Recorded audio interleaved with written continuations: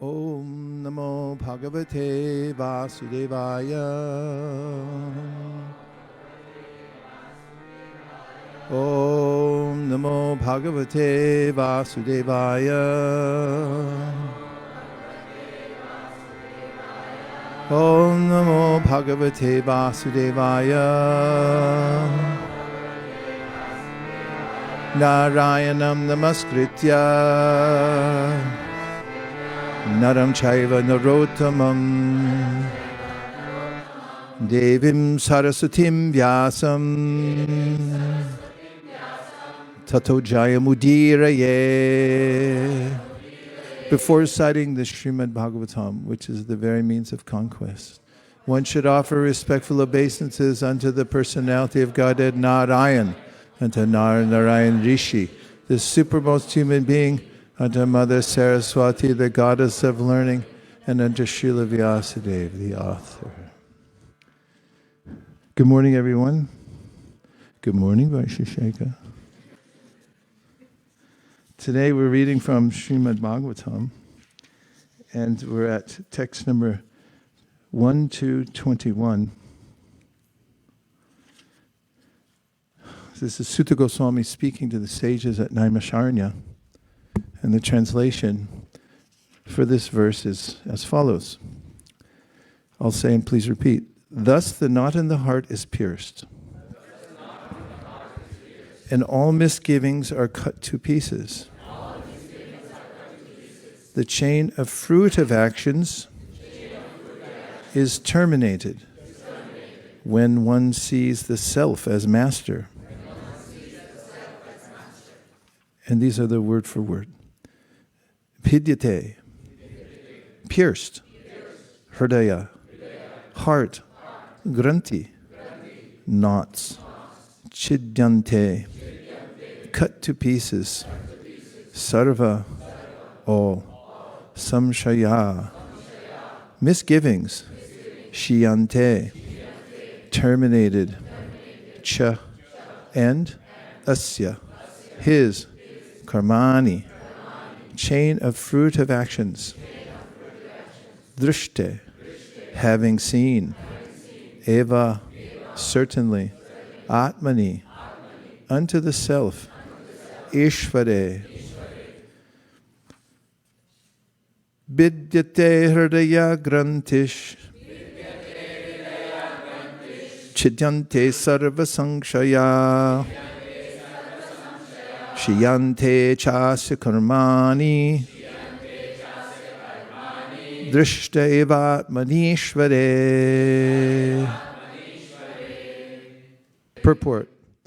Attaining scientific knowledge of the personality of Godhead means seeing one's own self simultaneously. As far as the identity of the living being as spirit self is concerned, there are a number of speculations and misgivings. The materialist does not believe in the existence of the spirit self, and empiric philosophers believe in the impersonal feature of the whole spirit without individuality of the living beings. But the transcendentalists affirm that the soul and the supersoul are two different identities. Qualitatively one, but quantitatively different. There are many other theories, but all these different speculations are at once cleared off as soon as Sri Kṛṣna is realized in truth by the process of bhakti yoga. Sri Kṛṣna is like the sun, and the materialistic speculations about the absolute truth are like the darkest midnight. As soon as the Krishna sun is arisen within one's heart, the darkness of materialistic speculations about the absolute truth and the living beings is at once cleared off. In the presence of the sun, the darkness cannot stand, and the relative truths that were hidden within the dense darkness of ignorance become clearly manifested by the mercy of Kṛṣna, who is residing in everyone's heart as Supersoul. In the Bhagavad-gītā 10:11, the Lord says that in order to show special favor to his pure devotees, he personally eradicates the dense darkness of all misgivings by switching on the light of pure knowledge within the heart of a devotee. Therefore, because of the personality of Godhead's taking charge of illuminating the heart of his devotee, certainly a devotee engaged in his service in transcendental love cannot remain in darkness. He comes to know everything of the absolute and the relative truths. The devotee cannot remain in darkness, and because a devotee is enlightened by the personality of Godhead, his knowledge is certainly perfect. This is not the case for those who speculate on the absolute truth by dint of their own limited power of approach. Perfect knowledge is called parampara, or deductive knowledge coming down from the authority to the submissive oral receiver who is bona fide by service and surrender. One cannot challenge the authority of the Supreme and know him also at the same time. He reserves the right of not being exposed to such a challenging spirit of an insignificant spark of the whole, a spark subjected to the control of illusory energy. The devotees are submissive, and therefore the transcendental knowledge descends from the personality of Godhead to Brahma, and from Brahma to his sons and disciples in succession. This process is helped by the supersoul within such devotees. This is the perfect way of learning transcendental knowledge. This enlightenment perfectly enables the devotee to distinguish spirit from matter, because the knot of spirit and matter is untied by the Lord,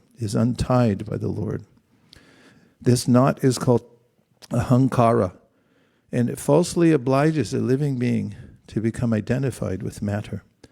As soon as this knot is loosened, therefore all the clouds of doubt are at once cleared off.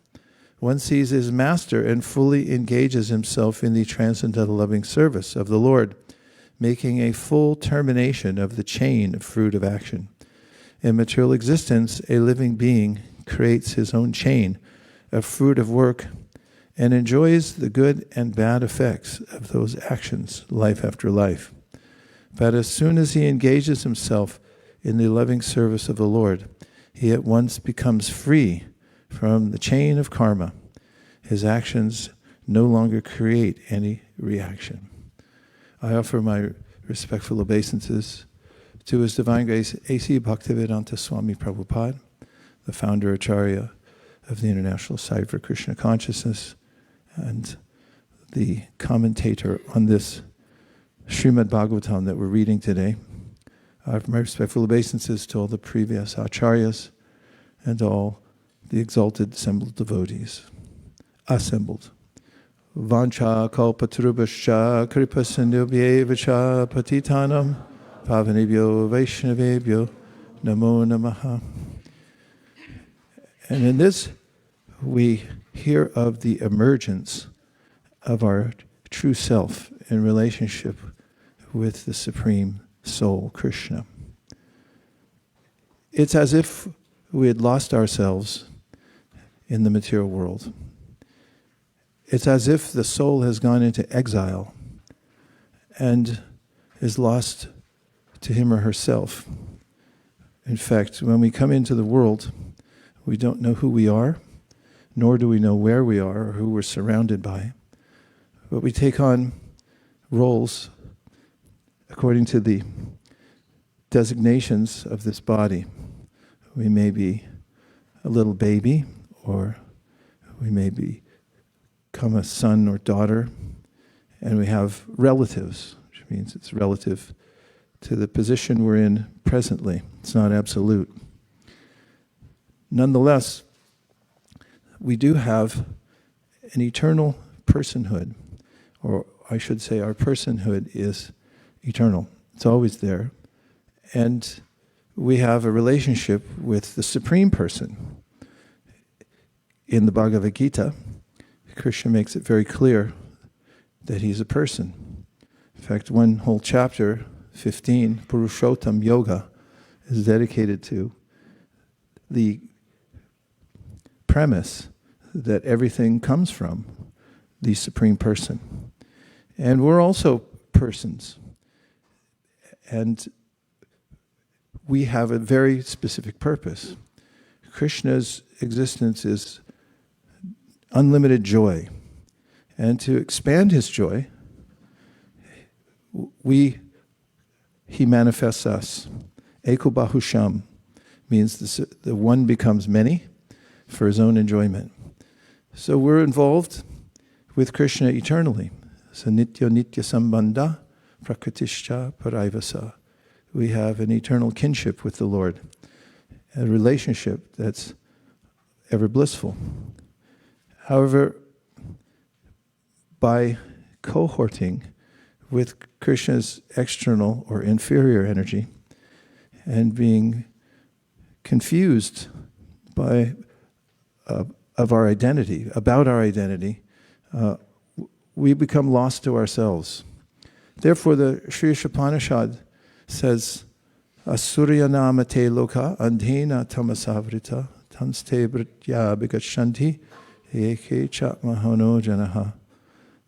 A scary concept, which is that the soul may become lost and forget everything about his true identity. In fact, it's called atmaha, the killing of the self. It doesn't literally mean the self is extinguished or dead, because the soul never dies, but it's lost as if in oblivion, as the soul becomes unaware of his self. It's hard to use a pronoun because his, her, they, as in relation, the soul actually should be she, because the soul's prakriti or material nature, nonetheless, the limitations of our language.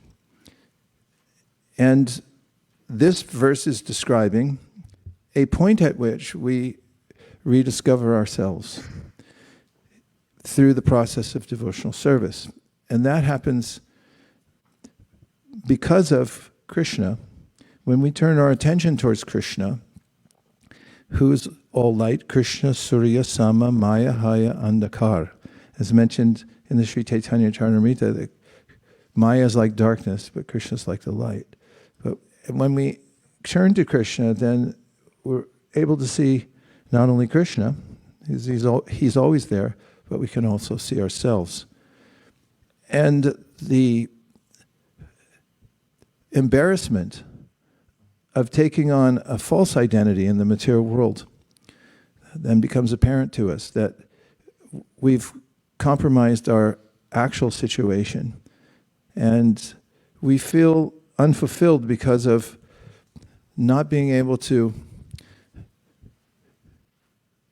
take up the actual position of a soul in relationship to Kṛṣṇa. We become waylaid by the material nature. Prabhupada describes this in a purport as if a pedestrian might become lost in the fog. You're walking and you can't see where you're going, and then you're lost. And there are descriptions of that in the Srimad Bhagavatam. For example, in the 5th canto of the Bhagavatam, Shukadeva Goswami describes how the material nature is like a forest.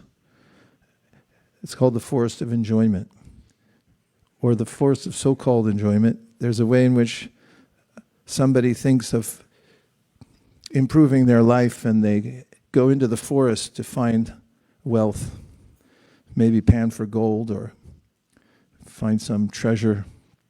They become lost, and then they're harassed by jackals, crickets. They fall into various unfavorable circumstances in the forest, and they can't find their way out. So this is the plight of one who's forgotten Kṛṣṇa. The Srimad Bhagavatam points out that one can remedy this situation by turning one's attention back to Kṛṣṇa. This is the essence of devotional service.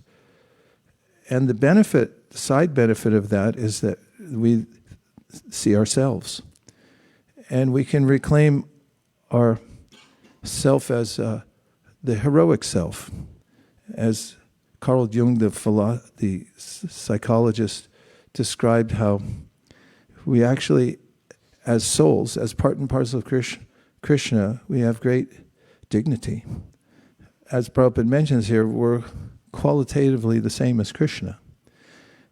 This is a eternally exalted position. But somehow I've settled for a false sense of self. And then Prabhupada describes in a purport in the Srimad Bhagavatam about how that same heroic self, covered by a false identity, then becomes a false hero. And there's two kinds of heroes, Prabhupada said. There's the hero who is a great exploiter of material nature. Although to those with an objective view, such heroism is not just short-lived, but also ludicrous.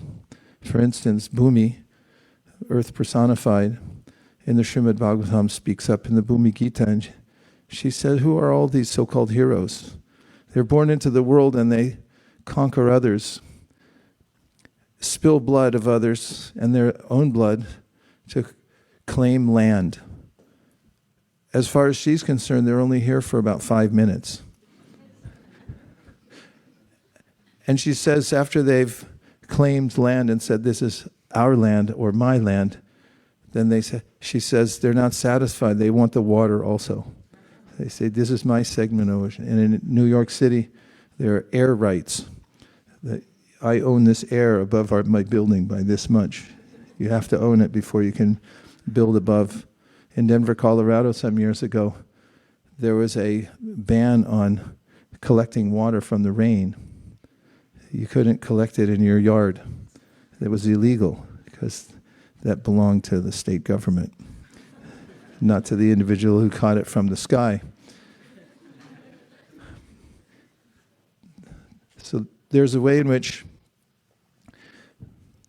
the restrictions we find from our material existence or our ways of trying to exploit the material nature come back to us as the opposite effect we are looking for.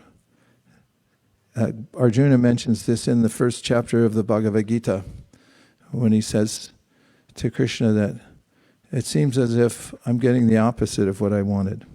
And Prabhupada comments on that, one of his classic classes, in which he describes how that's what happens to everybody who tries to be heroic against the material nature. The poet Shelley talks about Ozymandias and how his visage statue that he had erected to glorify his power over his minions was lying in the sand in the vast desert, and it had been worn down over time by the blasting sands of the desert. And he had declared, look at me, look upon my power and be afraid. But now his statue, he's long gone, his statue's lying in the desert. So the heroism of the material world is sad. And it's not actual heroism, but the reclamation of oneself, that's not only the purpose of life, but it's also heroic. To embrace the discipline, it's not just effort, but it's actually a reconciliation with our true selves, that I am a part of God, and I have an eternal blissful duty in relationship to God. And by embracing that relationship, however ensconced in the material world one may be, as this verse points out, Vidyate hrideya grantish, there's a severing of my attachment to the material world, my inordinate attachment, my unnecessary attachment to the material world. It gets cut by the process of devotional service. And of course we hear later in the Srimad Bhagavatam, the 11th canto, Bhayam dvitiya abhinibesha syad, ishad apetasya viparya yosmriti, which describes the similar phenomena that I've turned away from Kṛṣṇa. Because of turning away, I'm now afraid. There's nothing to be afraid of. But I nonetheless become afraid because I'm in darkness of my identity. And I'm in darkness above my identity because I've turned away from the light. Bhayam dvitya abhini veshata. I become absorbed in something that I think is not God. And bhayam syat, fear arises. Ishad means God. Apetasya means I've turned my head away. Vipariyyo, I'm backwards. Smriti, my thinking process is wrong. You got to get your head right. You have to get your, what did they say? How's the saying go? You got to get right with God. And that's the simple message given in the Bhagavatam. And then tanmayata Buddha abhajata. Tanmayatam Buddha. There's a way in which Maya has a bewildering potency. There's two potencies of Maya, throwing potency and a covering potency. When one misuses a free will, I shouldn't have said that, it's going to turn into something. But when one misuses one's free will, there's a way in which Maya accommodates by giving us a false sense of self, a false identity, false ID card, and doing business as somebody else that I'm not. And that's Maya's potency that was noted by Prahlad Maharaj when he said that I'm not afraid of you, Lord Nrsingadeva, I'm afraid of your Maya, because it's like a big wheel that I can become caught in and pulled away. So then the Buddha, the intelligent person, abhijet tvam bhaktyayika yesham, is reassuring you can overcome this fearful, dark situation just by one fell swoop, by turning your attention back to Krishna. Bhaktyayika yesham, bhakta eka. One thing, that's all you need, bhakti. Turn back to Krishna. Bhaktyayika yesham gurudeva tatma. Krishna has a way of presenting himself in this world to give everyone opportunity to turn back to him. He has representatives. He has Shastra. And if one takes advantage of those, tasmad ekena manasa, Bhagavan sattvatam vati shotavya kirtitavyascha deya pujas janityana, and goes on with the process of devotional service, then the knot will be cut. My true self will be revealed, and one's life then becomes an exhibition of heroism at every moment. And it's an exhilarating experience to have once and for all and realize for oneself that one has overcome the oppression of the senses. And this can be accomplished by the process of pure devotional service. Those are some introductory remarks, and now let's have some discussion. To expand the discussion, please ask questions or give some relevant pramanam or make a reflection. Krishna Dev. Hey. Hare Krishna. So the more I read Srimad Bhagavatam and from the verse that we talked about today, the more I realize the glaring unqualifications and the amount of karma, as the verse talked about, and the aparadh that we commit in Kali Yuga. It seems like every step is leading to danger or committing aparadh out of ignorance or lust. And examples in prayers and Shastra talk about offenses even beyond breaking the regulative principles are forgiven because of mercy. For example, Tulsi prayer states that pap as big as murder or brahmahatya or even illicit relations with the guru's wife are forgiven. How can we comprehend, experience, and trust that such mercy and love truly exists and is available to us, and believe that we are capable of receiving it? And is there an actually way forward? It requires a higher IQ than mine to answer more than one question at a time, if I may. Just as far as trust goes, it's the the most valuable element that we can procure, and I say that sort of metaphorically as if you could procure it, but as we know from any relationship, it comes over time. We find that when we interact with others and we see them in various situations, we come to know their nature. It takes time to trust. You may not trust somebody that you meet immediately because we haven't had time to verify that they're trustworthy. And so when you interact with somebody and they're consistent in the way they show up, or even if they forget to show up or don't show up, they're contrite at the right times and in the right ways, and that we start to develop trust. And it's also important that we may consider that we may act in such a way that Kṛṣṇa can trust us. This two-way, any relationship is two-way. This relationship that we have with Kṛṣṇa is personal. It's not mechanical.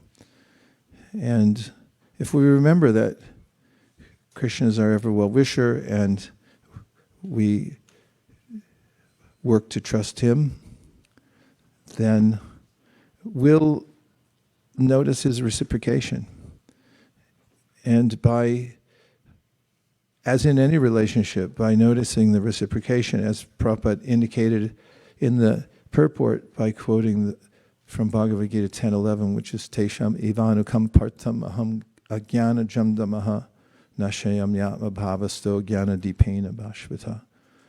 That when one sincerely tries to reach Kṛṣṇa, then, as Prabhupada wrote in the purport here, Kṛṣṇa flips on a light.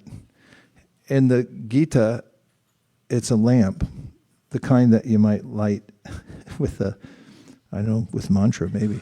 And then it's a lamp, but Prabhupada says, switch on the light. And light is self-evident. It's not that you have to intellectualize light. When the sun comes up, the birds know it. The birds know it first, apparently, because they start singing before it comes up. I noticed that. I was camping once, and in the deep, dark forest, all by myself, I pitched a tent, and I was living out there for a couple days. And I just noticed that the birds were clamorous, and I thought, well, time to get up. So I looked out, it's pitch black. How did they know the sun was coming up? And how do we know when the sun has come up? It's self-evident. And when we act in such a way that Kṛṣṇa can trust us, and He begins to shine light in our heart so we can see more than we saw before, then there's an inkling of a relationship. I think that's a reciprocation. We may verify that, but as time moves on, as in any relationship, we become more and more certain. And that certainty leads to this implicit trust that we have in Kṛṣṇa. And it's always exhilarating because we live a dual existence in this world. We're in a material body and we've been in one for a long time. And we're used to the various changes that have perplexed us since a time immemorial. So embracing an idea that we don't die, for one thing, and that also we can trust God, which is something that in an infant stage, when we're practicing devotional service, initially we maybe feel wary. Can I actually trust God? And therefore, lots of questions come up about Why did he do this to me? But when the light comes on and we see that, as Kṛishna describes in the Bhagavad-gītā, he's aloof from the material world. It has its own mechanism by which one becomes entangled if one chooses to, and we also realize our responsibility. Responsibility is daunting. If anybody's ever given you a check and then they don't put who it's to, then you might think about, well, who should this go to? We always have to think, where do I want to put my energy? How should I direct my attention? So what Bhagavatam is saying here in this paragraph that leads up to this verse is, there's a process. You can follow it, and you'll feel the reciprocation of Kṛishna in the process. And regarding whatever we've done in the past, whatever we may be haunted by in the past, Kṛishna is the one who can help us overcome such the anomalies caused by missteps. In the Bhagavatam, he says, Supada mulam bhajata priyasya taktanya babasa hare priyeshaha vikarma yachchot patitam katanchid dhunoti sarvam hridi sannivishtaha. And that is, if one has made a mistake and fallen from the path of devotional service, Kṛishna calls it vikarma. There's karma, akarma, and vikarma. Vikarma means you did something really stupid. It's possible when you're in darkness to do something really stupid. And so he's saying, if you're a devotee, you're practicing devotional service, but you did something stupid, or you did a lot of stupid stuff, or you've been doing stupid stuff since the time immemorial, or you started devotional service and then you did something stupid, and any stupidity can be cleared by Kṛishna from within the heart. He says, Dhunoti sarvam hridi sannivishta. He says, I've entered within your heart. I'm there with you. And therefore, to clear up these misgivings or the reactions that come from anything in the material world, it depends on one's intention and one's sincerity to go on with the process of devotional service despite any missteps. That means coming to a point of honesty with ourselves, that I'm not willing to entertain the false sense of self, wear a mask, and do devotional service just to show myself in a particular light. I sincerely want Kṛishna. And if I sincerely want Kṛishna, Kṛishna always sincerely wants us. He helps us from within the heart. He removes the reactions to past sinful activities. And we can feel that directly. Do you want to say the part 2 to your question? Yeah, I'll be quick. Okay, so will I. Haha. Go ahead. Is there actually a way forward with whatever little free will we have, considering our conditioning from upbringing and mountains of past karmic chains? And if someone isn't able to reach Padam, but in this lifetime, what will happen to them after death? And Srila Prabhupada says 1 minute, but it's hard to believe, how? Yes, there's a way forward, no doubt, because Krishna's all-powerful. This is one of the themes of the Bhagavatam. Kirata hunandara pulinda pulkasha abhira shumba yavana kasadaya yene chapapa yadapashva yashaya shudyanti tasmai pravavishnave namaha. Shukadev Goswami says, no matter who you are, and he gives a long list of people who are kind of people that are considered to be didn't have a good start in life. They didn't take birth in some place where everyone would say, of course they'll be successful. He said all those people, they're on the list. Why? Because of the power of Lord Vishnu that comes through his pure devotees. Anyone can accomplish.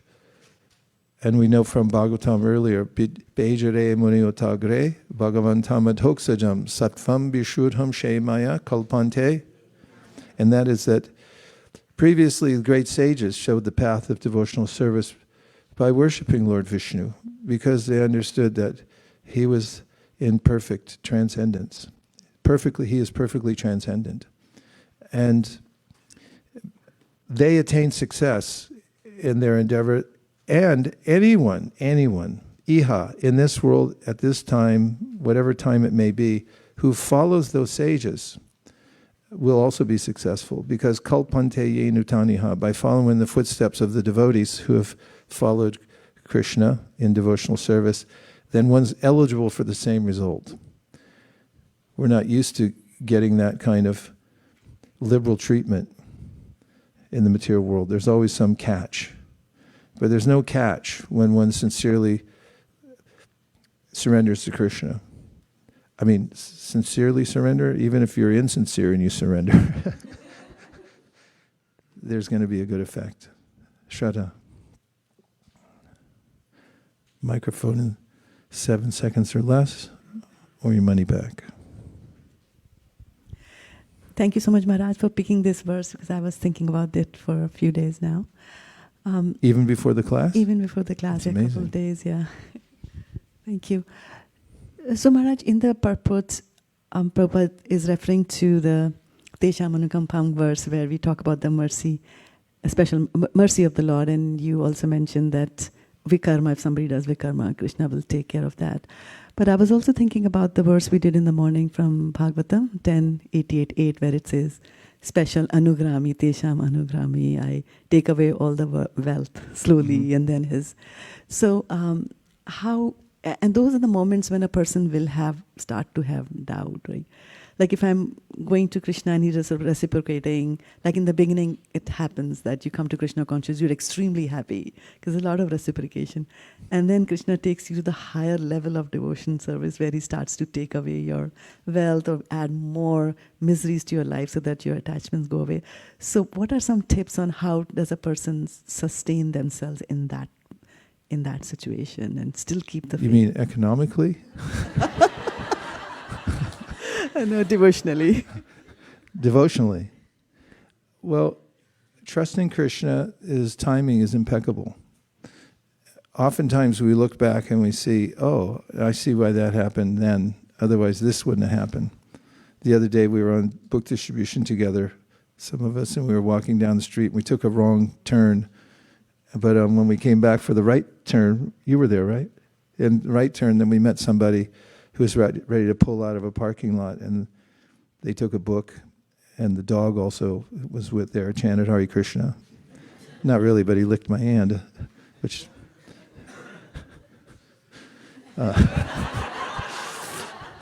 Anyway, and then I think it was Bhakti Manya was saying, somebody commented when we huddled a little further along and said, oh yeah, if we had to take a wrong turn, we wouldn't have met that guy.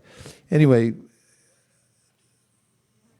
we can remember several things. One is that, first of all, you can, as Dale Carnegie, was it Dale who wrote a book? He wrote a book. It's called How to Stop Worrying and Start Living. A handbook for temple presidents. Subtitle. A great book.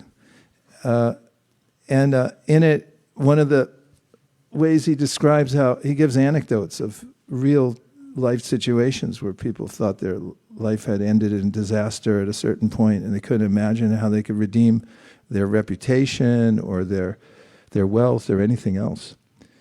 And actually he describes in one anecdote that there's a way in which if you imagine what's the worst possible scenario that could happen to me, and then ask yourself, what's wrong with that? Would I still be okay?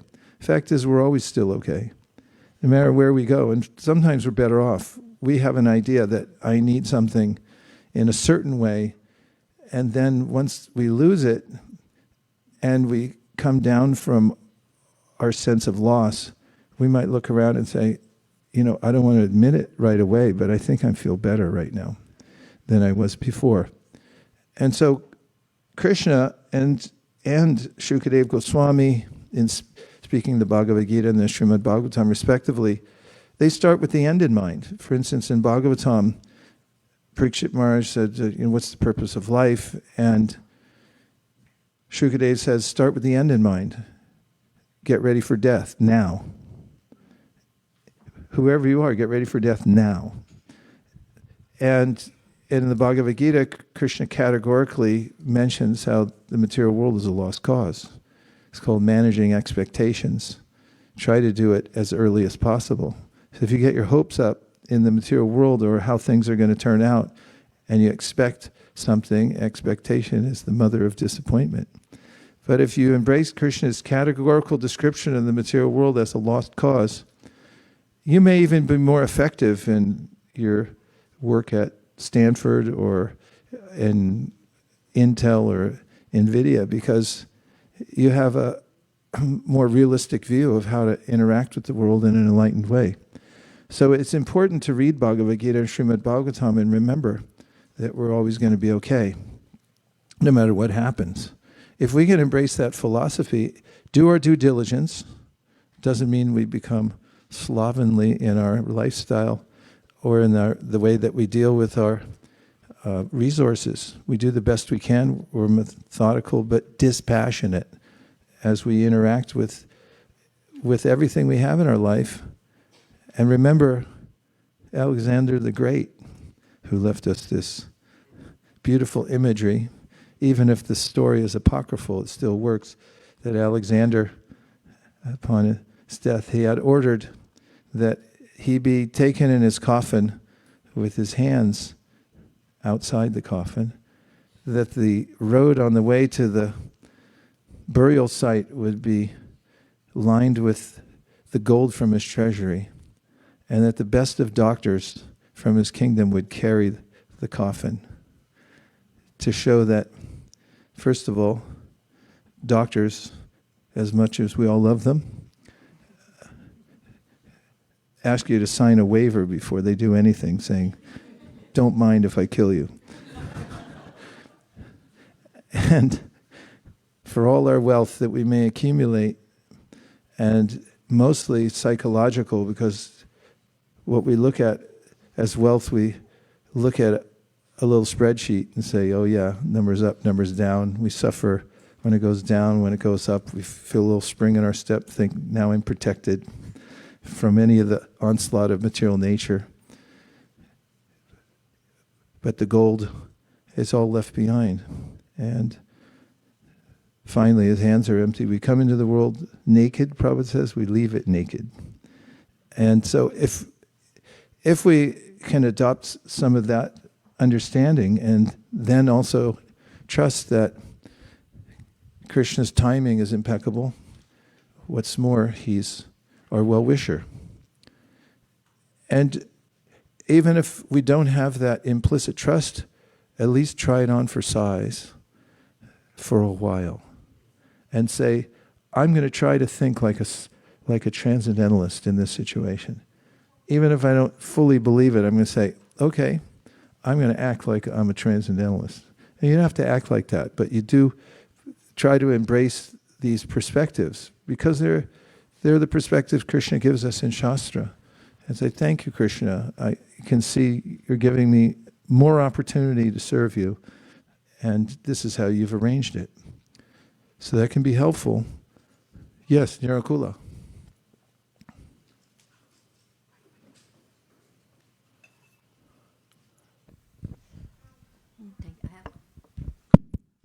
Hare Krishna. I know for myself that it's an attitude change. If we think Krishna is only reciprocating with us when we're getting what we ask for, or when we're given nice things, or feel like we're really taken care of, then for me, when I realize that Krishna is reciprocating with me, even when I don't think I am getting what I want, when things become more difficult, and so it's kind of just an attitude change. And oftentimes, in the midst of whatever it is you're going through, loss or so on, you can't see what Krishna's plan is. And then you go through it, and you can see, oh, Krishna really took care of me. It's really good I didn't get what I wanted. So I've had that experience. And then, of course, we have so many stories, just the prayers of Queen Kunti and the Pandavas, when they went through so much, everything taken away from them, then they still had Krishna, and they knew they still had Krishna. That's how he was reciprocating with them. He's always reciprocating with us. Oh, thank you very much. Having hindsight can be very helpful. I remember when I was a kid and I was on vacation with my parents, and we happened to drive. We're driving across country, and on the way back, we're driving through Las Vegas, and we stopped at some restaurant or just a little cafe or something like that. And in Las Vegas, in Nevada, gambling is legal. Of course, I was a kid. I hadn't taken any vows at that time. And nor was I old enough to gamble. But inside the cafes in Las Vegas, they have these slot machines. I hope you don't know what they are, but they have a handle on them. You put your money in, and then you pull the lever, and they're these little wheels. They're probably all digital now, I don't know, but they turn around, and people get mesmerized because if things line up, like 3 strawberries or something, then more money than you put in came out. Or the opposite can happen, you can lose it. Well, to me at that time, even 50 cents or $1 was a lot of money as a kid. And you could practically buy a car for that much back then, back when I was a boy. In any case, I begged my parents. I said, "Can I do that?" And they said, "No, you're not old enough. It's illegal." And I kept begging and begging and begging, and finally they said, "Okay, we'll do it for you, but you got to know that if the money goes in, this is your money. If it goes in there, it's gone, and you can't get it back. Do you understand?" I said, yeah, put it in.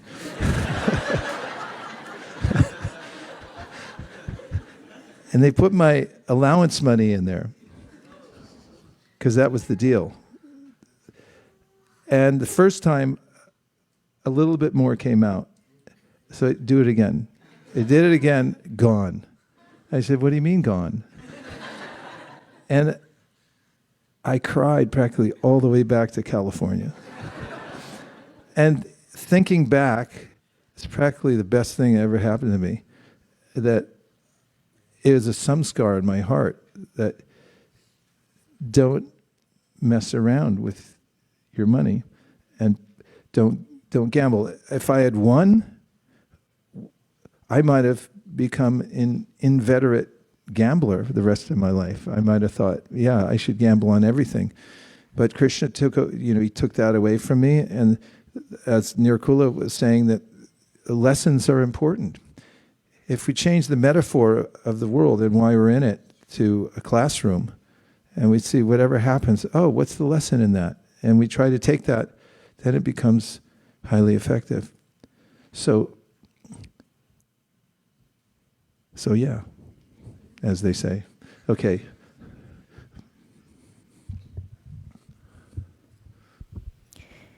Hare Krishna. I had a question, and it was, when we think about our spiritual relationship with Krishna, there's this realization that we're going to be going back to Godhead and being permanently situated in that relationship eternally.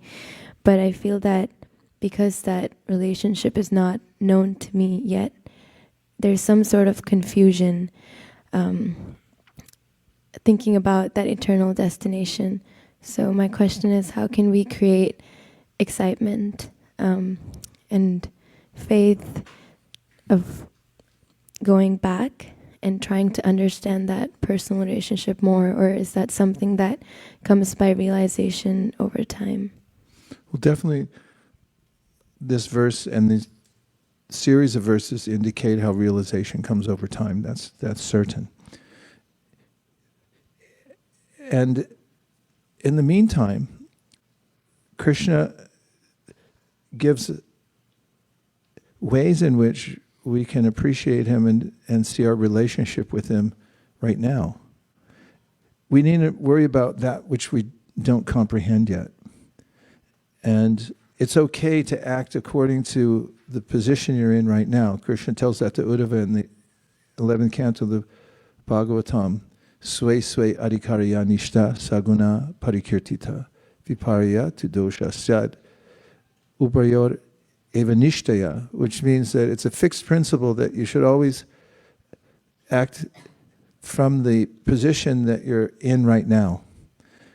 And as an example, in the Bhagavad-gītā, Kṛṣṇa talks, punyo ganda prativyamcha. He says, I'm the fragrance of the earth.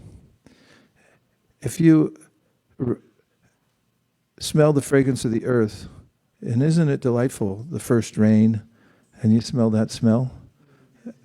And if you think, oh, Kṛṣṇa is so kind, like he gave this fragrance, punyo ganda prativyam cha tejas chasmi vibhav jivanam sarvabhuteshu. He's the life of all living beings. You can feel your own vitality, that you're alive. And you can appreciate that you're alive and then think, okay, that's Kṛṣṇa. He's keeping me alive. Or personal qualities of Kṛṣṇa that are something we can appreciate right now is in the 8th chapter of Gita, Kṛṣṇa talks about remembering him. Tasmat sarveshu kaleshu mamanusmara yujata vayarpita mano bhurir mami vaishyatya samshaya. He said, if you just remember me throughout your lifetime, you practice this, abhyasa yoga yuktena chetasanan gamina paramam purusham divyam yati partana chintayan. He said, and then at the time when you leave this world, you'll remember me. So then what does he say? Here's some ways to meditate on him. He gives a list. What's the list? Kavim Puranam Anushashitaram Anurariyam Sam Anusmeredya Sarvasya Dataram Achintya Rupam Aditya Varnam Tamasa. Make a list. Kavim is what Kṛṣṇa says, I'm the one who knows everything. And that also means he knows you. And if you think of, well, who really knows me in this world? Nobody knows me. And then Kṛṣṇa says, I know you. And I'm there for you all the time. If you meditate on him, that's your relationship now. And it's such an overwhelmingly positive experience to know that somebody knows you as you are, beyond the mask that you wear. Because it's hard to tell anybody else in this world. I'm not really like this. I'm like something else. It's embarrassing. It's like, am I going to lose stature? But Kṛṣṇa already knows me. So it's like, develop your relationship with what Kṛṣṇa offers us right now. Is like, here, it's okay. Everything's fine. I'm right here, right now, in the smell of the earth, taste of water, and I know you. And so if you go into any aspect of Kṛṣṇa, you'll feel satisfied in it. And yes, it does deepen from there eternally. The relationships we have in the material world may come and go, or they may ebb and flow. Come and go, ebb and flow. Hey, throw that into one of your songs. And so Kṛṣṇa's doesn't. It's ever expanding. So wherever you are now is fine, because yes, it'll increase, but there's not a point at which it becomes static. And it's just, okay, that's it, and now I'm stuck here in this relationship. I'm going to make flower garlands all day long. You don't need to speculate. You just have to be engaged. And if you're engaged and you're happy, because Kṛṣṇa's reciprocating in your heart, happy is happy. Just be happy and be engaged in devotional service. Okay, getting close to the end. We have Divya who's been, and we have our Mysore Pack representative. Divya, please go ahead from Atlanta. Thank you so much. Hare Kṛṣṇa. I had a question about this morning when Mataji was asking about Vaishnava Prat. Yes, I Vaishnava was Prat. wondering where Vaishnava Prat. So what? My question is, what happens if you feel hurt with a Vaishnava? Then how are we supposed to respond? If they did something intentionally or said something unintentionally, how are we supposed to respond? Are we supposed to say something? Just tolerate it? That's an important question. And just starting with the premise that human interaction is complex. It's complex on a familial level, on a societal level, and a communal level. There's always complexities, and the fulcrum of our ability to make progress mostly depends on our ability to deal with that complexity. And it really depends on the circumstances and the relationship you have with various types of people. But one way that can be successful at a certain level is to use nonviolent communication when you talk to others who you perceived have offended you. Sometimes people don't know they offended you. Once, when I was a brahmachari, a freewheeling brahmachari, I was passing through Japan, and I had a godbrother there named Naganatana. And at the time, it was kind of popular to make nicknames for different devotees. And, he only spoke Japanese, and I only spoke English at the time. And I just joking around, because Naganatana, Naga means snake. I said, "Hey, snake man." And I don't know, 30 years later, he revealed to me that really hurt me, that you called me snake man. I mean, because something's lost in translation and the culture and everything like that. And I had no idea that I offended him. So sometimes we don't know that we offend people or why they're offended with us. So the first line of reparation is to be courageous and straightforward in a way that one can hold a conversation with another, either by writing a letter, probably not an email, but a letter, and also by meeting somebody in person, perhaps with another mature person there to help mediate. You might express to the person what about your interaction with them made you feel offended. And the secret to it, to the nonviolent part of it, is don't assign any intention on their part. If you take that part out and you say, I know, in some preface, like, I know you didn't intend to, it wasn't your intention, but this is what you did and this is how it made me feel, then it becomes innocuous.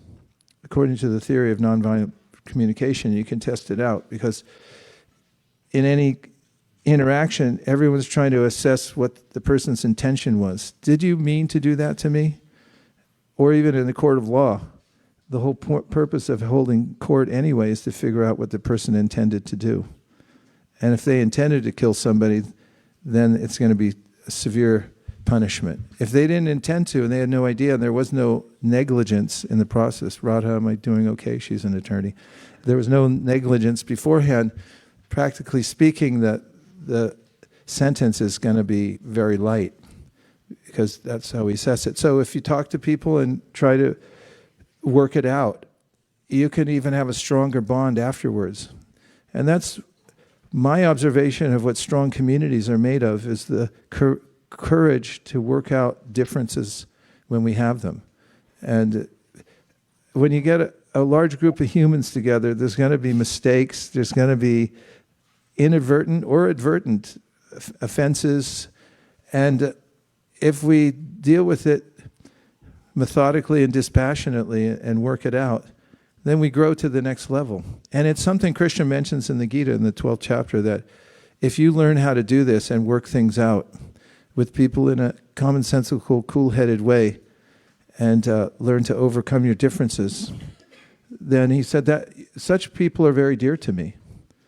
So that's something to strive for. Devotional service isn't just showing up for Mangalartik, but it's also interacting with others and dealing with the complexities of relationship in an enlightened way and according to the way Kṛṣṇa would like us to do that.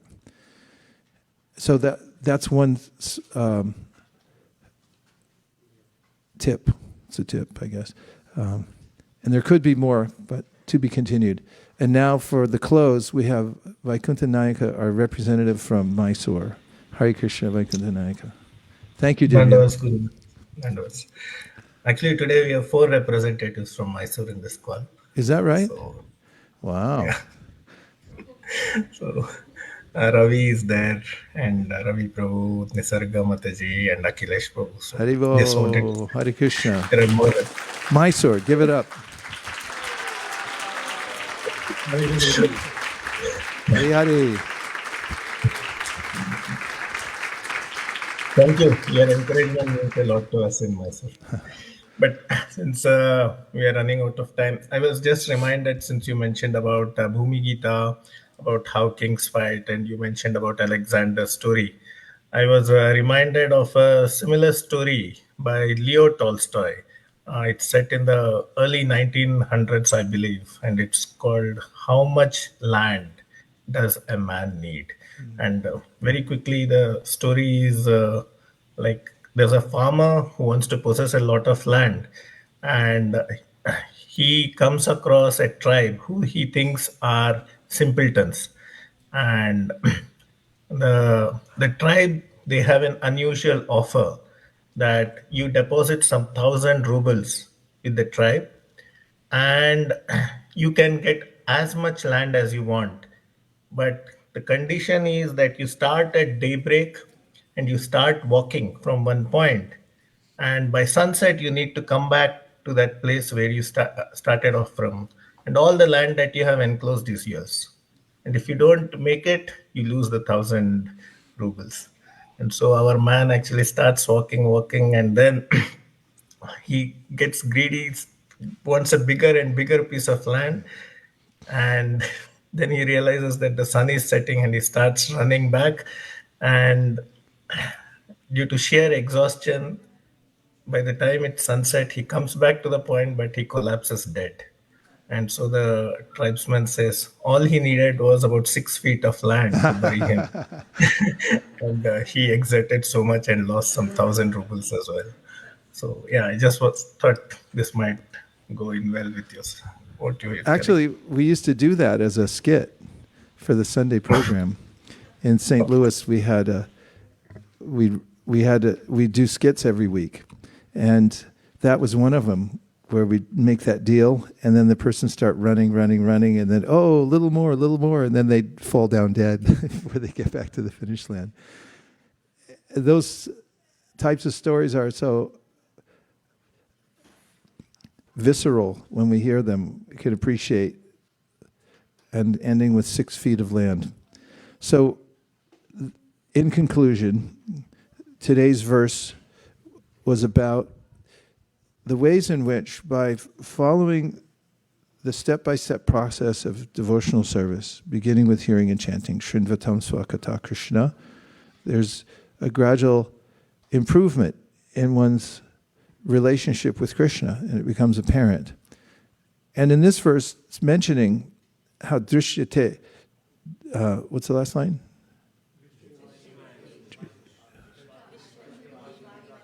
Yeah, I'll have to say it from the beginning because I can't hear you with the Vidyate hridaya grantish chidyante sarvasa shiyante chasya karmani drishta eva manishvari. This is a breakthrough. It's a breakthrough verse that you actually see yourself. And this is one of my points, albeit it seemed like a sub-point, but the main point was to find yourself. It may sound simplistic, but that's the whole problem. I've forgotten who I am. Myself is in exile, and now I'm consumed, abhinibheshita, with my false self. And that's the problem. And if I have courage enough to step away from this false security that I have from embracing the false self, and I'm able to just be myself, my real self, as a servitor of Krishna, then it immediately cuts all my ties to the material world. You're not obligated. There's nothing to see here, actually. Asango hyayam purusha, we don't really have an eternal relationship with the material nature or any tangible relationship at all. It's not something that we can ever settle into. We'll always be on the run. So it's a great relief to realize oneself, to come to the conclusion of this paragraph, Drishta eva manishvare, when you realize Krishna is my master. I'm a hero in embracing that, not anything else. The heroism of the material world is a farce, and it leads only to bewilderment and a sense of fear. Dear Srila Prabhupada, dear Sri Chaitanya Mahaprabhu, Shri Shri Panchatattva, Shri Shri Radha Madan Mohan, Shri Shri Lakshmana Shringadev, if you so desire, please let us work together in community to overcome false sense of self. Let's be kind to one another, to work out all differences by the method that Kṛṣṇa recommends in Bhagavad-gītā. Let us be painstaking in our encouragement of all devotees to take the process of devotional service and come to the point of realization that Kṛṣṇa is our master and we are his eternal servitors. Thank you for considering my request, our request. Om Tat Sat. Everyone agrees with this verse in whole or in part. Please unmute and say Hare Kṛṣṇa. Hare Krishna. And now we have I'm the warm-up act. We have the main part of our show, which is the Kishore presentations. There'll be one today by Gauranga. Okay, Gauranga is going to be giving a 8.5-minute presentation coming up in 1 minute and 32 seconds. Vancha kalpadrishcha kripa sindhabevacha patitanam pavanibhyo vaishnavebhyo namo namaha nantakoti vaishnaviniki jai. Yudhishthira Prabhu is in the back in the light blue, and his exalted wife, Srimati Radha Devi Datsi, is over there with the dark chutter. Could you raise your hand so people know who you are? Please try to get their association. They came all the way down from Santa Rosa, and we're deeply grateful that you did. Thank you. Hare Krishna.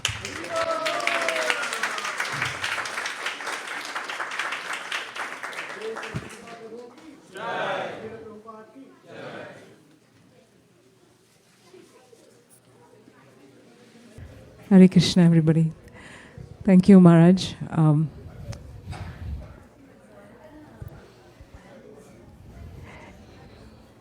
It was a very blissful morning hearing the Bhagavatam nectar for today. And we're continuing with a story from the 9th canto. And the topic is very pertinent to some of the questions asked. In trying to understand our relationship with the Lord, who is Kṛṣṇa? What is my relationship with him? And how does Kṛṣṇa really perceive me? So Bhagavatam opens a huge, wide range of devotees and their lives and their examples. And today's example actually is very deep, the story of King Ambarish. So Gauranga will be talking about what hurts God. With that, I'll hand over to Gauranga.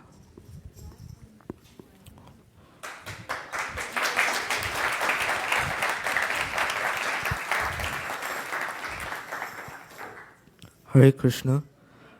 My name is Gauranga, and today I'll be presenting from Bhagavad-gītā, chapter 12, What Hurts God. So, the relationship between the Lord and his pure devotee showcases the highest degree of love, affection, and reciprocation. Offending the devotee hurts the Lord's heart more than anything else. And Kṛṣṇa also declares in the Bhagavad-gītā, chapter 9, my devotee never perishes.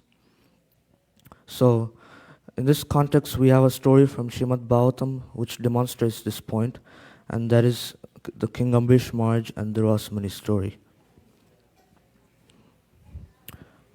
King Ambarish Maharaj was a great devotee of the Lord, and he engaged all his senses and mind in the service of the Lord 24 hours a day. Sarvapadi vinur muktam tat paratvena nirmalam rishikena rishikesha sevanam bhaktiruchate. So he was a great devotee. He also performed a lot of austerities to please the Lord. He was doing one such austerity which was Ekadashi Vrat for 1 year. And on a Dwadashi day, he invited Durvasa Muni to accept prasadam at his home. Durvasa Muni was very glad to accept the invitation, but he said, I'll first go to the river Yamuna, take a bath, meditate, and perform daily rituals. Then I'll come and eat at your home. So Ambarish Maharaj humbly waited for his return while meditating on the Lord. But in the meanwhile, the appropriate time for breaking the Ekadashi fast was passing by, and Ambrish Maharaj thought that eating before honoring a guest is very disrespectful, and not breaking the Ekadashi fast in the appropriate time is a flaw in the vow. So Ambrish Maharaj consulted with the Brahmanas that if it's okay to drink water and it's not considered as offense. Then the Brahmanas replied that drinking water is considered as eating and not eating. So Ambrish Maharaj broke the fast by drinking water and worshipping the Lord. So Duras Muni, after some time, he returned from the Yamuna after finishing his noon rituals. Ambrish Maharaj received him very well, but due to his mystic power, he recognized that Ambrish Maharaj drank the water. So Duras Muni was very angry and arrogantly criticized him, saying that he has invited me to eat as a guest, but he has eaten first. He is intoxicated with wealth so much and thinks himself great. So with uncontrollable anger, he uprooted a bunch of hair from his head and created a fiery demon to kill Ambrish Maharaj. The fiery demon, with a fierce trident in his hand, came before Ambrish Maharaj. And Ambrish Maharaj was not at all disturbed. He did not even move slightly from his position, because he had full faith in the Supreme Lord's will. So, out of affection, the Supreme Lord ordered the Sudarshan Chakra, his divine disc weapon, to protect his dear devotee. Immediately the Sudarshan Chakra went and burned the fiery demon to ashes. Now, after burning the fiery demon, the Sudarshan Chakra started chasing Duras-Muni. And Duras-Muni, he ran out of option and had to start fleeing everywhere all over the universe, hither and thither.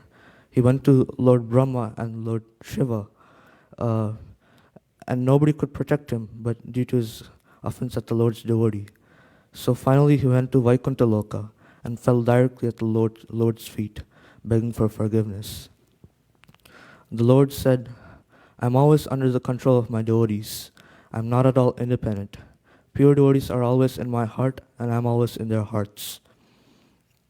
So the Lord suggested Duras-Muni to go to Ambrish Maharaj and pay obeisances to him. And if he's pleased, then I will be pleased. So Duras-Muni finally then approached Ambrish Maharaj and fell onto his feet. Being a very humble devotee, Ambrish Maharaj really felt embarrassed at this, and immediately offered prayers to the Sudarshan Chakra to stop burning him. The Sudarshan Chakra, being pacified, stopped burning him and left. Duras-Muni finally felt happy for Ambrish Maharaj and begged for forgiveness. He was very satisfied that he offered the highest blessings and praised him, saying, "Today I have realized the greatness of Vishnu Bhaktas." So Ambrish Maharaj, with humility, he fell onto the feet of Duras-Muni, offered prayers, and it pleased him and fed him sumptuously.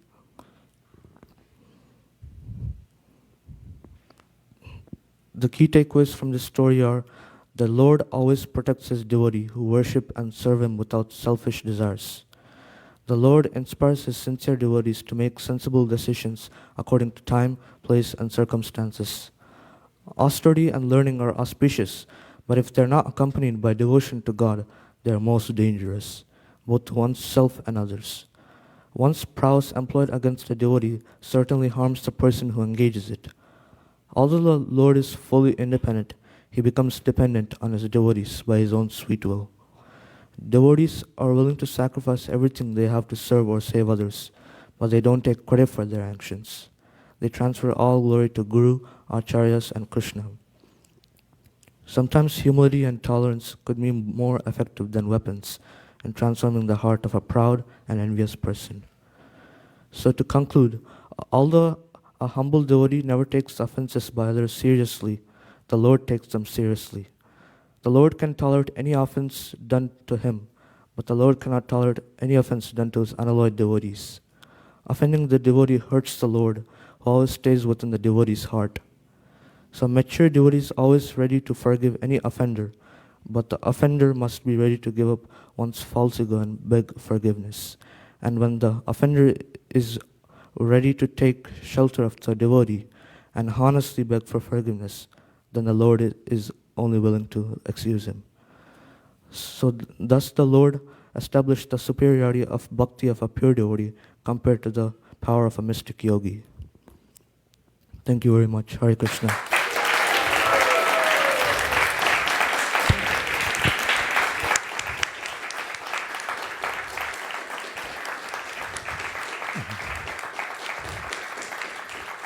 Gauranga, you're a Krishna Katha savant. That was amazing.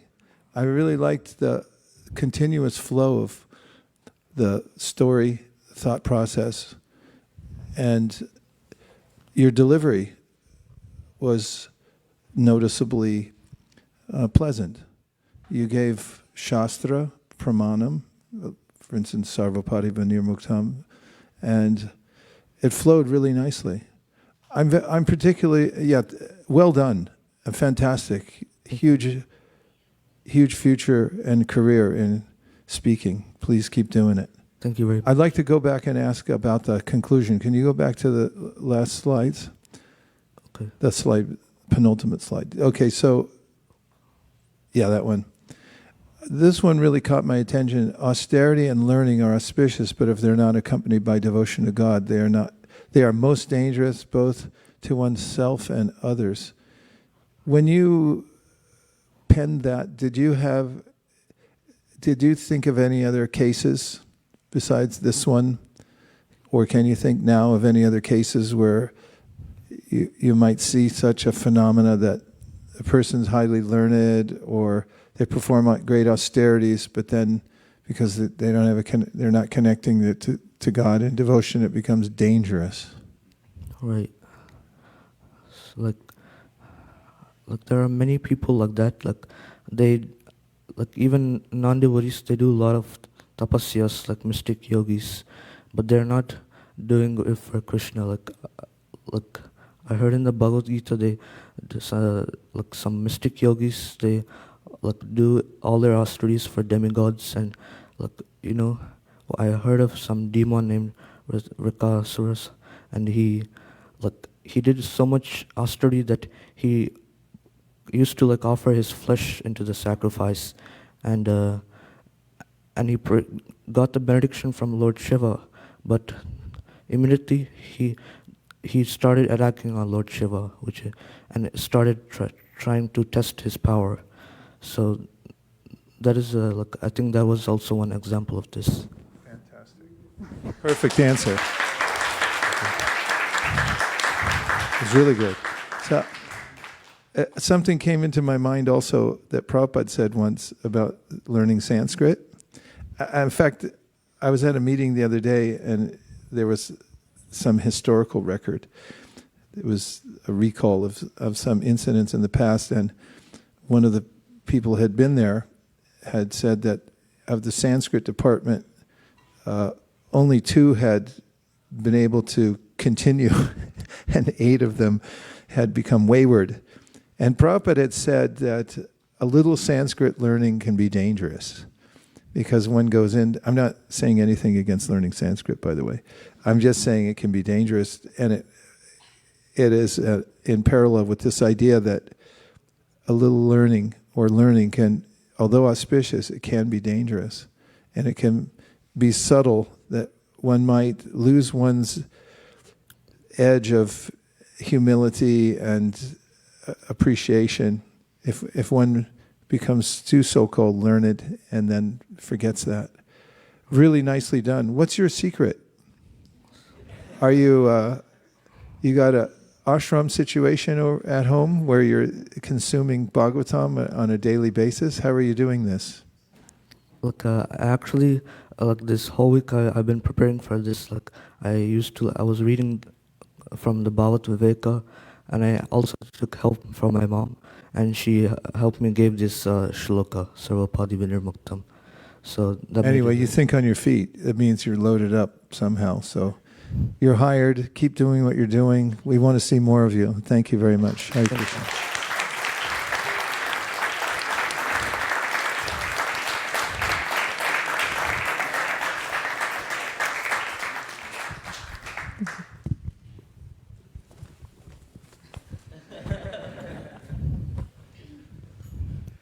what a crazy person I am sitting here and my spiritual master is walking. Thank you so much, Gauranga, for such a wonderful presentation. And I really like seeing you growing. I'm being here for a decade and seeing you like a baby growing up, and Kṛṣṇa Mahaprabhu coming here. And I feel so proud when you presented with such a authenticity. So it was not just some storytelling, but you had you know that what you're talking about. It's not just you're blurring out.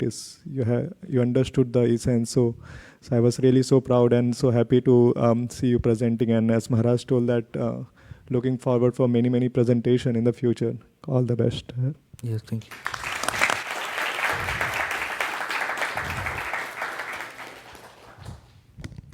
Thank you. Any questions or reflections? Any other comments?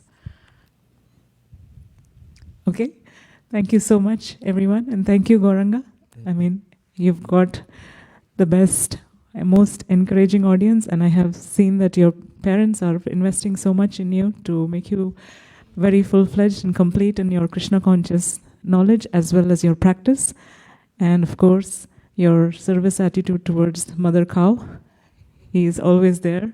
And I can see the mode of goodness and pure goodness is coming in you. So I'm very grateful to have this role of being your Sunday school teacher, but also thankful to the audience here. Thank you to all the devotees for encouraging the students every week. It means a lot to them. And I feel grateful to be part of this process for these souls. They're gifted from birth, and we can see that. Thank you very much.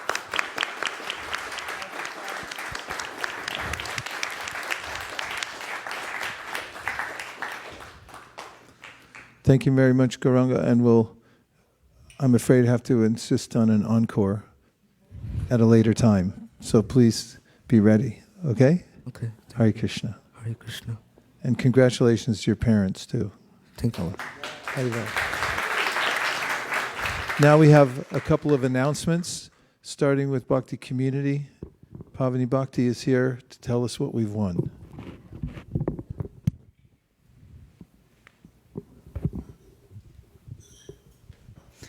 Thank you, Gurudev. Thank you, everyone, for being here. I have a few questions for you. We are a very most stalwart group of book distributors here. What is the first thing that happens when somebody took your book? What happens? Somebody can pass the mic. I'll give you a clue, maybe? Yeah. You get liberated. Yes, that will take some time, but what is the first thing that will happen? What will the devotee do generally? They take a picture, maybe, of them giving the book. They get some Lakshmi, and then post in the Weekend Warriors, and you get the Lakshmi points.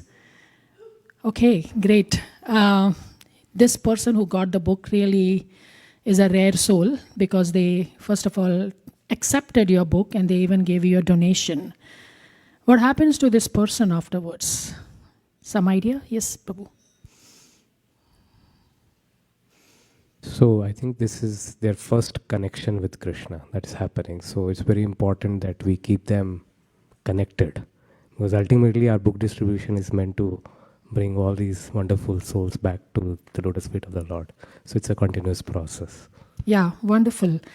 And if we don't connect them, the book will most probably go into their bookshelf, or if we are on a Thanksgiving weekend, they would just drop the book in the next place. So it's most important that the people who get the book, it's good that they took the book. The book is in their bookshelf. It might be there for a couple of generations. And somebody in the family will pick it up and they will get the Agyat Sukriti by somebody else from their family. So the point I'm trying to say is that if we do not connect with them after giving the book, it's a big loss from our side. So what happens if somebody connects with them? I would like to call Vicky to see what happens when she got the book and somebody connected with her from our community. She can share with us what's really happened to her and how it has changed her life.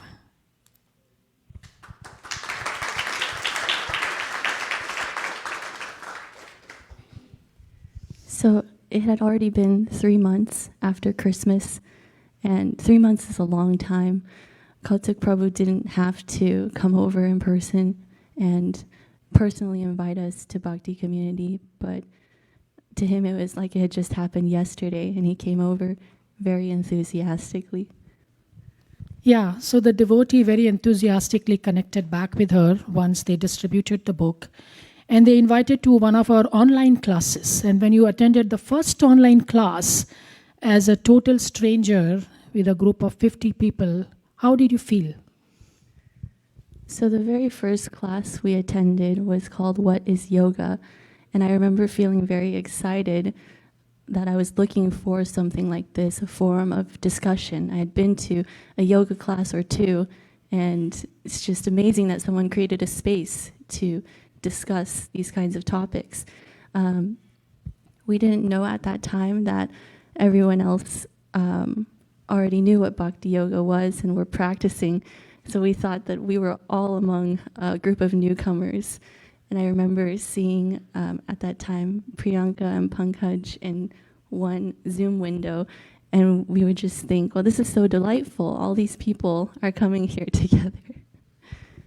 Yeah, that was really the beauty of it, because she saw a lot of people like her who also received the books on the similar time frame, and they were all introduced, and she didn't feel that she was alone getting this book and trying this out. And the journey continues, not just that, it's history. Everybody knows about Vicky now. But eventually, how did you read the book even? That it's not easy to read these books by yourself. So how the journey has happened for you? Yeah, there's a very handheld, methodical process of 32 weeks. Once a newcomer has been introduced to a preliminary Monday Bhakti-on series, and then after this 32-week, very kind and informative course, we start to read together in reading groups. So we have Bhagavad-gītā reading groups on Sunday morning, and then in the evenings we also do Srimad Bhagavatam reading so that we don't feel alone in our process. Yeah, thank you, Vicky. And that's the beauty of it, because we just don't give them the books and stop there. We are on their journey. We are with them. We are reading books with them. You can ask Flaka. I don't think she's on the call today, but she's leaving for another place, and she told me that she asked me, like, can you give me the list of all the programs? And I'm like, okay, I will give you. Then she herself gave me the list of all the programs with all the Zoom ID. I could see like there were 10 or 12. And I was like, really? These are the number of programs we are running? There are many programs. And then she told me that she's going to go on the East Coast, and the best program that she likes is our Srimad Bhagavatam reading with a small group. We read almost every day of the week. And she was like, I'm going to miss that, the reading part, because that's where the close associations happen. So please do consider, seriously consider helping the newcomers by not just giving them books, but actually connecting them to the community so we can take care of them together as a bigger group and help them in their journey. Hare Krishna.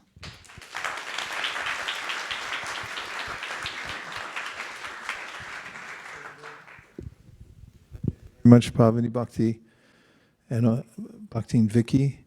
And now we have an announcement for Team ISV book distribution and Sankirtan by our co-Sankirtan director, Malini Devi Dasi. Give it up.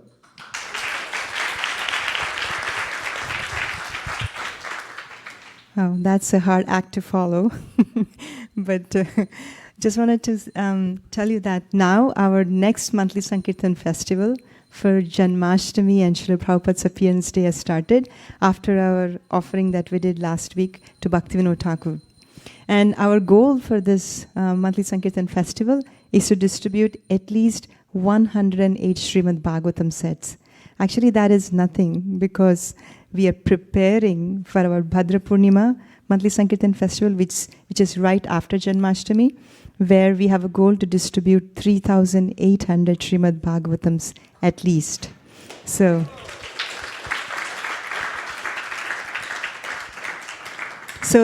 this from now, from this week on till the Bhadra Purnima, we will have a call every Thursday evening for us to discuss the different strategies that we want to employ for distributing Srimad Bhagavatam sets. Because I know that we think that, oh, we've already done a lot, how are we going to do more? I just wanted to share one story that it's important to leave everyone with a good impression. As Pavani Bhakti Mataji was saying, we went to, I don't know what place was that, Mammoth Lakes, some time ago. And we took some set of Srimad Bhagavatam and we took some Bhagavad-gītās with us, but didn't get a chance to distribute at Mammoth Lakes. So we were passing through Yosemite on the way back. So I was thinking, I have these books, I have not even distributed one, how do I do that? So we just stopped at a rest area randomly. No, there were no people around, but I was just standing there with a stack of books, hoping somebody would come. And there were two gentlemen who just came to stop for the rest area. And then I immediately approached and I asked them, would you like to take these books on yoga meditation? And one person, he was Indian gentleman, he said, oh, I'm from Varanasi, I know everything. I thought, oh no, I lost this person too. But he was saying how he has been growing up with all these samskaras, very, very nice samskaras. Then I was trying to say, did you read Bhagavad-gītā? I said, oh, I know Bhagavad-gītā by heart. I was saying, oh, okay. But the person standing right next to him, he said, I will take that book. So he took the book, he gave a small donation at that time, and I felt pacified that at least we did at least one book.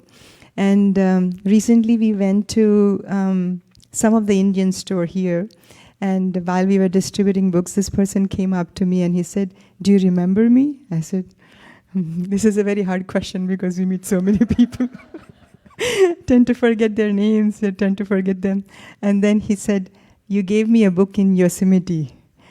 And he said, I read the entire book after I took that. I am from Indian origin, but I never read a Bhagavad-gītā before. And he said that there's a sticker on that book which has the address of the temple. And we also give the Bhakti community card information in there too. And he took the sticker, he came to the temple. And after that he got connected, and now he's regularly attending programs at Achyuta Chaitanya Prabhu's home. So I was just thinking how a book travels all the way from Yosemite back here to Bay Area, to the temple, and to a program that is being connected. So books are potent because the instructions of Kṛṣṇa are inside that, and Srila Prabhupada's ecstasies in the form of purports are there. So we cannot underestimate the power of a book. So please participate in this. And Bhadra Purnima, monthly Sankirtan festival, which is coming in September, is a good opportunity because everybody will get an opportunity to present a Srimad Bhagavatam set. And we will strategize more and more, but please do come for all the calls, Thursday evenings, as well as for the book distribution today. Today we have a lot of spots that Adinath Krishna Prabhu will announce the spot for the Western Sankirtan. And there is another spot which is going to the Vietnamese mall. Srivas Prabhu is going along with, you're going to? Yeah, Ananda Kishore Prabhu is also going. So if somebody wants to get some experience about Vietnamese book distribution, please join them. And we have a spot in Cupertino. We have a spot in Fremont. We have a spot in Dublin, Pleasanton. And the Western Sankirtan spots. Thank you. Hare Krishna, dear devotees, my obeisances. We have 4 primary spots. One is San Francisco. It's called Fillmore Jazz Festival. This is relatively conducive environment for distributing Srila Prabhupada's books and inviting them to the community, because the jazz music is relatively peaceful. It's not one of those like punk rock and so forth. Generally, we go to those too. We go everywhere essentially. So it's really a pleasant environment. If you want to join there in San Francisco, Kṛṣṇa Saka Prabhu will head that team. Second is another San Francisco spot, Ferry Building. This is generally for vendors, a farmers market type of environment. Thirdly is in Milpitas. This is mainly meant for Indian body outreach. We have a very good relationship with the store manager there. They let us inside and distribute. So if you'd like to try that out. And then a fourth one, Kṛṣṇa willing, I'll be going to the Santa Cruz area, and it could also mean Capitola. Usually drive by to see the activity level. So if you want to join any of these 4 spots, you can get in contact with any of the 4 devotees that I mentioned.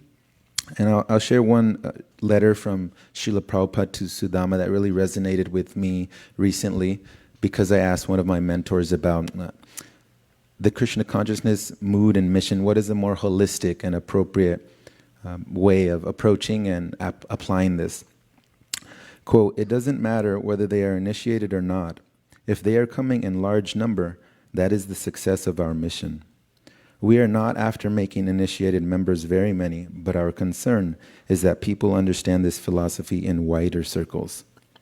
Initiated members are for managing the temples and preaching work, but our program is to invite people to our feasts, let them hear our philosophy, and dance and chant. That is the basic principle of our philosophy and preaching work." Dated April 11th, 1971. Thank you very much, dear devotees. Hare Krishna.